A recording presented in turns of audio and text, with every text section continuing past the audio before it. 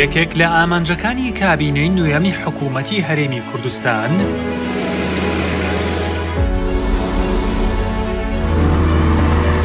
بنیاتنانی ژێرخانی ڕێگاوبانە بە تایبەت لە سنووری ئیدارەی سەربەخۆی سۆران.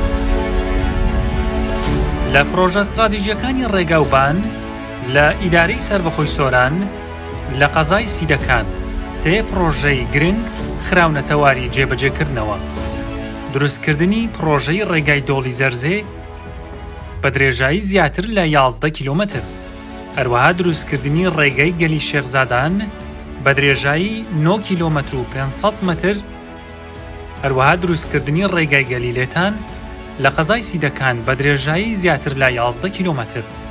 ئیدارەی سەربەخۆی سۆران چەندین ڕێگای دیکەی هاوشێوەی استراتیژی دەخاتە واری جێبەجێکردنەوە.